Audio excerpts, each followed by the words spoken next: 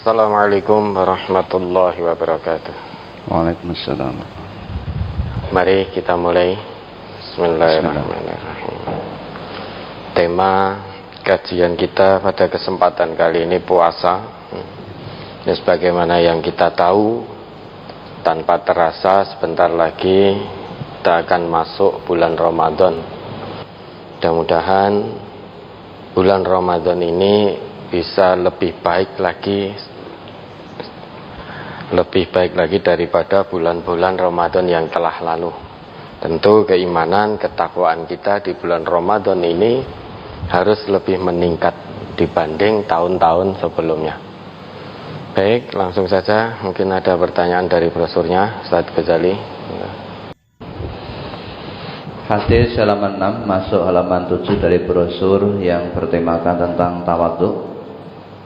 Dari Abu Hurairah, dari Rasulullah Sallallahu Alaihi Wasallam, beliau bersabda, sedekah itu tidak akan mengurangi harta, dan tidaklah Allah menambah kepada seorang hamba yang pemaaf kecuali kemuliaan, dan tidaklah seseorang bertawadhu karena Allah kecuali Allah mengangkat derajat orang itu. Hadis riwayat Muslim, juz 4 halaman 2001 nomor 69. Pertanyaan, mohon dijelaskan pada kalimat dan tidaklah Allah menambah kepada seorang hamba yang pemaaf kecuali kemuliaan. Ini maksudnya bagaimana? Mana qasad sadaqatun min malin. Sedekah itu kata Nabi tidak mengurangi harta. Yang ada menjadikan harta itu semakin bertambah dan lebih berkah. Kemudian wa ma zadallahu 'abdan bi'afwin illa 'izzan. Tidaklah Allah menambah pada seseorang yang pemaaf itu kecuali kemuliaan. Nah, ini yang ditanyakan. Jadi punya sifat pemaaf, mudah memaafkan kesalahan orang lain, itu perbuatan yang mulia. Karena kita melakukan satu perbuatan yang mulia, maka Allah pun akan menambah kemuliaan demi kemuliaan kepada kita yang punya sifat pemaaf. Ternyata tidak gampang memaafkan orang lain itu. Ternyata tidak mudah. Andai kata mudah, niscaya Allah tidak akan perintahkan kita untuk menjadi pemaaf. Kalau memaafkan itu mudah, niscaya semua orang menjadi pemaaf. Namun kenyataannya sulit. Hanya orang-orang yang bertakwa kepada Allah sajalah yang punya sifat pemaaf. Bahkan sebelum orang yang menyalahi dirinya minta maaf, dia sudah memaafkan. Ternyata hanya hamba-hamba Allah yang bertakwa, yang punya sifat pemaaf. Tidak semua orang yang ngaku Islam bisa menjadi pemaaf.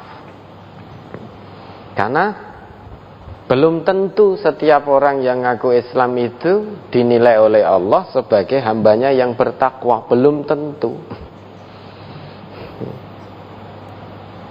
Nah, bagaimana biar orang yang ngaku Islam termasuk kita ini bisa menjadi hamba Allah yang bertakwa?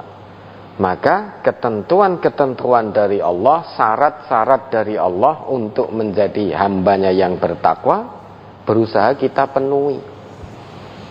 Memang secara sederhana kita mudah mengatakan takwa itu apa toh? Insya Allah kita pun semua bisa menjelaskan secara ringkas dan sederhana.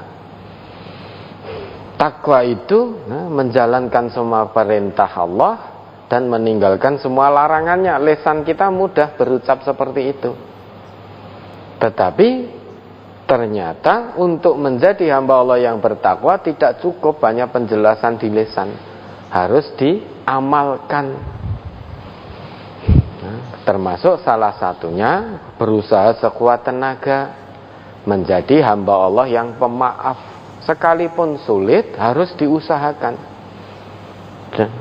Dan kata Allah, tidak bisa dilakukan oleh hambanya. Memaafkan ini, sifat pemaaf tidak melekat pada semua hambanya.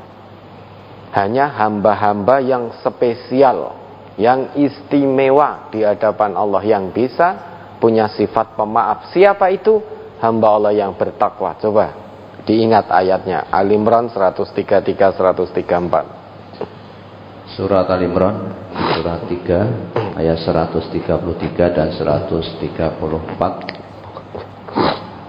Wasari'u ila maghfiratin min rabbikum wa jannatin 'arduhas samawati wal ard u'iddat lil muttaqin alladzina yunfikuna fis sarra'i wad dharra'i wal kadhiminal ghaidha wal 'afina 'anil nas wallahu yuhibbul muhsinin.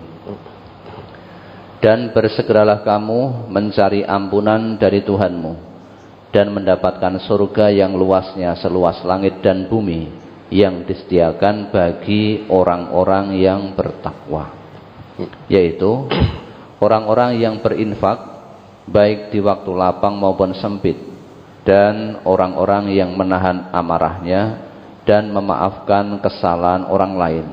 Dan Allah mencintai orang-orang yang berbuat kebaikan. Ya toh? Ini hamba Allah yang spesial, hamba Allah yang istimewa di hadapan Allah. Ya, ciri-cirinya disebutkan oleh Allah. Orang yang bertakwa itu, pertama, dia gemar berinfak, sedekah, membelanjakan hartanya di jalan yang Allah ridhoi untuk kepentingan Islam dan umat Islam. Baik di saat dia punya uang, artinya punya kelebihan, ataupun di saat dia dalam keadaan sempit, namun selalu berusaha untuk infak, untuk sedekah. Itu yang pertama. Yang kedua, kadhimul ghaid, menahan amarah, mampu menahan amarah. Apakah marah tidak boleh? Boleh. Namun yang tidak boleh, marah itu dilampiaskan, itu yang tidak boleh. Karena kalau ingin menjadi hamba Allah yang bertakwa, saat marah ditahan amarahnya, jangan dilampiaskan kepada siapapun. Boleh marah, wong kita manusia. Di dunia ini ya, kalau tidak marah, sedih, bahagia, sudah. Maka marah itu pun juga boleh. Namun karena kita sebagai orang Islam ada aturannya. Marah jangan kamu lampiaskan, tetapi kamu tahan. Nah, kalau sampai hari ini kita marah masih meledak-ledak, emosional, masih kita lampiaskan, mungkin dengan pelampiasan kepada keluarganya, bantingi apa-apa, mukul apapun yang ada di sekitarannya, ucapannya kotor ketika marah, berarti melampiaskan amarah. Maka jauh dari sifat ketakwaan, baru sebatas ngaku sebagai orang Islam, belum sebagai orang Islam yang bertakwa. Karena salah satu persyaratan untuk menjadi hamba Allah yang bertakwa tidak terpenuhi ya. Karena marah masih meledak-ledak, masih dilampiaskan, baik dengan perbuatan maupun dengan ucapan. Ucapannya kotor, misuh-misuh, bentak-bentak, mencaci maki, atau dengan memukul dan lain sebagainya, Maka itu sangat jauh dari sifat ketakwaan. Sedangkan Allah perintahkan wasari'u ila maghfiratim mir rabbikum, bersegeralah kamu. Kalau kamu ngaku sebagai orang Islam, orang iman, bersegeralah menuju ampunan Allah, ampunan Tuhanmu yaitu Allah. Dan bersegeralah pula menuju surganya Allah yang luasnya seluas langit dan bumi. sayangnya surga yang seluas langit dan bumi itu hanya Allah sediakan khusus bagi hamba-hambanya yang istimewa, yaitu hambanya yang bertakwa. Siapa? Yaitu yang gemar bersedekah baik di waktu longgar maupun waktu sempit. Artinya kalau ingin menjadi hamba Allah yang bertakwa, menginginkan surganya Allah, penuhi dulu ini syarat dari Allah ini. Jangan hanya mau pengen mlebu surga, tetapi tidak ada usaha untuk memenuhi persyaratan yang Allah berikan. Nah, kita aja ngelamar pekerjaan di satu tempat, persyaratan untuk diterima bekerja itu tirik-tirik oke banget saja. Banyak kok kita yang berusaha untuk memenuhi persyaratan itu. Tujuannya apa? Biar diterima kerja di tempat itu. Kita ingin mendapatkan sertifikasi, misalkan syaratnya apa? Tirik-tirik, harus ini, harus itu, harus ini, dan lain sekalian. Ngajar sekian jam, ini itu. Banyak manusia yang berusaha sekuat tenaga, rela berlelah-lelah, rela berletih-letih untuk memenuhi persyaratan agar lolos sertifikasi, ya, agar bisa diterima di tempat kerja itu. Sekalipun salah satu syaratnya siap bekerja dalam tekanan. Siap bekerja dalam target. Itu banyak orang itu yang berusaha sekuat tenaga mencurahkan segala daya, upaya dan potensi untuk memenuhi persyaratan diterimanya kerja. Lah ini Allah berikan syarat, bukan hanya diterima di tempat kerja. Yang Allah janjikan adalah surga. Allah berikan syarat. Yang pertama, gemar infak, gemar sedekah. Jadi sedekah infak tidak harus menunggu kaya dulu, engko nek sugih. Nanti saya kalau kaya mau sedekah infak sekian, wes ora kelakon minggu. Begitu kaya tenan eman-eman. Wah lagi 10 juta kurang, nanti kalau punya 100 juta saja saya mau infak sedekah ini itu dan lain sebagainya. Dapat 100 juta tiba-tiba jadi kurang lagi karena kebutuhan gaya hidupnya bertambah. Maka sedekah itu tidak perlu nunggu kaya. Bahkan oleh Nabi dikatakan bersedekah meski hanya dengan sepotong kurma itu dinilai sedekah. Kalau sedekah nunggu kaya, infak nunggu kaya, nunggu punya yang lebih, ada potensi kelakon itu nanti. Maka salah satu ciri hamba Allah yang istimewa, dia senantiasa bersedekah baik di waktu longgar maupun sempit. Yang kedua, menahan amarah, baik marah pada istri, pada anak, pada temannya, pada orang lain, boleh marah. Yang tidak boleh itu dilampiaskan, mungkin dengan istri lantas melakukan KDRT karena emosi, lantas lesannya tajam. Lesannya tajam, mungkin nyebut istrinya nuwun sewu, nyebut istrinya kebu utek bosok. Nah, itu ada juga yang seperti itu. Ada yang menyebut istrinya kebu utek bosok. Piye kuwi kebu utek bosok itu? Terus ada lagi yang misuh-misuh pada istrinya. Nuwun sewu ya. Harus kita tirukan biar jelas. Mengata-ngatai istrinya, nuwun sewu, mohon maaf, goblok, tekok, tolol dan lain sebagainya. Itu berarti marah terlampiaskan, tidak bisa menahan. Mungkin dengan anaknya juga seperti itu, ada juga. Nah, kalau ini dilakukan, maka masih jauh dari sifat takwa, belum menjadi hamba Allah yang istimewa, karena belum bisa menahan amarah.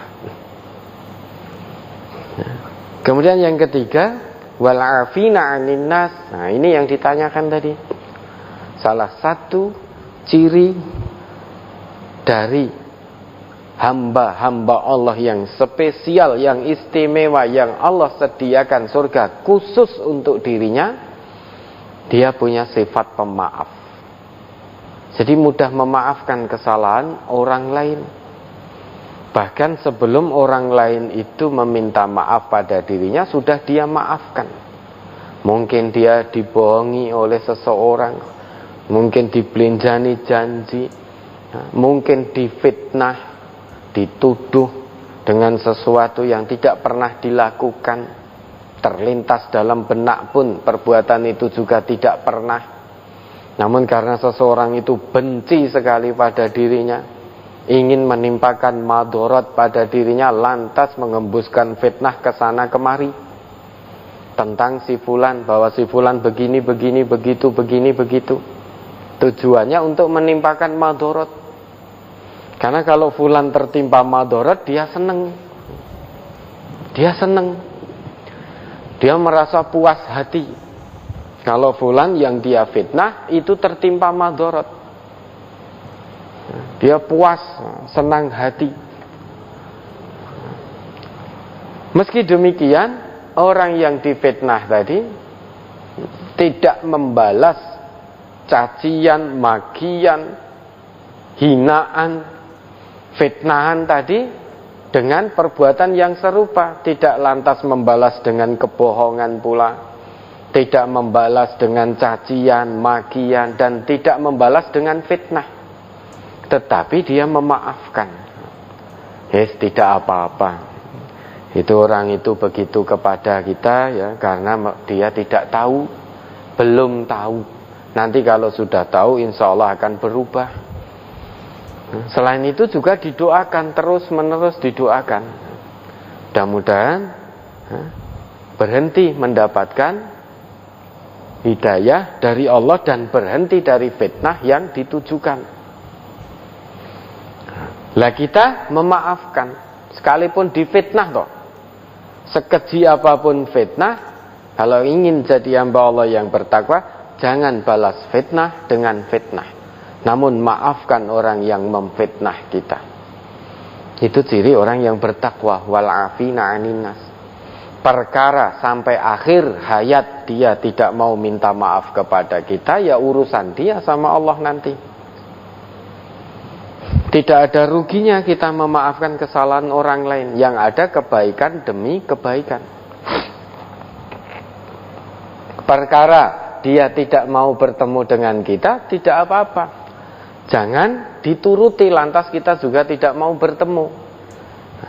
Kalau tidak mau bertemu, podo-podo ra gelem ketemune, ya podo dine.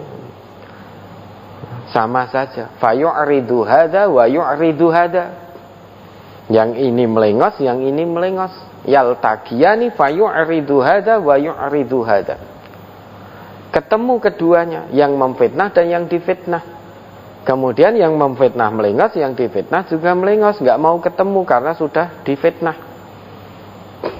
Yang memfitnah juga tidak mau ketemu karena benci sekali dengan orang tersebut. Akhirnya podo melengose. Maka yang lebih baik, yang paling baik menurut Nabi, wa khairuhum alladzi yabda'u bis salam. Yang paling baik di antara keduanya itu yang memulai salam dulu. Artinya yang memaafkan, tidak memasukkan dalam hati, namun justru dibalas dengan mendoakan dengan kebaikan dan kebaikan. Itu orang yang bertakwa di hadapan Allah, mudah memaafkan orang lain. Tidak semua orang sekalipun wis ngaku Islam toh, itu mudah untuk memaafkan kesalahan orang lain. Makanya sifat pemaaf hanya melekat pada hamba Allah yang bertakwa, hamba yang istimewa. Tidak melekat pada setiap orang yang ngaku Islam, tidak. Hanya melekat pada orang Islam yang pemaaf. Itulah orang yang bertakwa sesungguhnya di hadapan Allah. sehingga masuk dalam status kehambaan Allah. Fadkhuli fi ibadi. Kalau sudah disahkan status kehambaannya oleh Allah, maka wadkhuli jannati, masuklah dalam surgaku. Ganjarannya surga dari Allah. Ya, jadilah hamba-hamba Allah yang mudah memaafkan kesalahan orang lain. Sekalipun kita dicaci, dimaki, dielek-elek, difitnah dan lain sebagainya, sudah maafkan. Balas dengan perbuatan yang baik. Ini teori kebenaran Quran, teori kebenaran sunnah. Setelah diketahui, mari sama-sama kita amalkan. Fastabiqul khairat, berlomba-lomba dalam kebaikan. Jangan jauh-jauh dulu, mulai dari lingkup keluarga kecil kita. Bagaimana suami kalau marah sama istri? Kendalikan amarahnya yang selama ini terlampiaskan, membentak-bentak, mencaci maki, mengucapkan kata-kata kotor, bahkan ada yang memukul dan lain sebagainya. Sudah hentikan. Hentikan. Istausu bin nisa'i khairah, kata Nabi begitu. Nasihati istri-istri itu dengan nasihat yang baik. Hentikan. Tidak perlu ngobrol-ngobrol jauh-jauh dulu, mulai dari keluarga kecil dulu. Kalau marah para istri, mungkin bantingi apa-apa, banting lawang, banting piring, banting gelas. Hentikan itu, jangan dilampiaskan. Hentikan, berusaha menahan sekuat tenaga rasa amarah. Jangan diperturutkan. Sesudah itu mudah memaafkan. Lah kalau ada suami istri tidak mudah memaafkan kesalahan satu dengan yang lain, bagaimana mungkin akan memaafkan kesalahan orang lain? Dengan teman tidurnya saja tidak mudah-mudah memaafkan. Mungkin istri tidak mudah memaafkan kesalahan suami, suami tidak mudah memaafkan kesalahan istri. Akhirnya terjadi huru-hara, prahara rumah tangga berkepanjangan yang seharusnya selesai, tidak perlu jadi masalah karena sama-sama egoisnya ora rampung-rampung. Padahal itu teman tidur. Nah, kalau dengan suami, dengan istri saja tidak saling memaafkan, bagaimana mungkin dengan orang lain? Niscaya akan lebih sulit untuk memaafkan. Ya, mudah-mudahan Allah jadikan kita hamba-hamba Allah yang punya sifat pemaaf, sehingga masuk dalam golongan hamba Allah yang bertakwa. Ya, ada lagi yuk.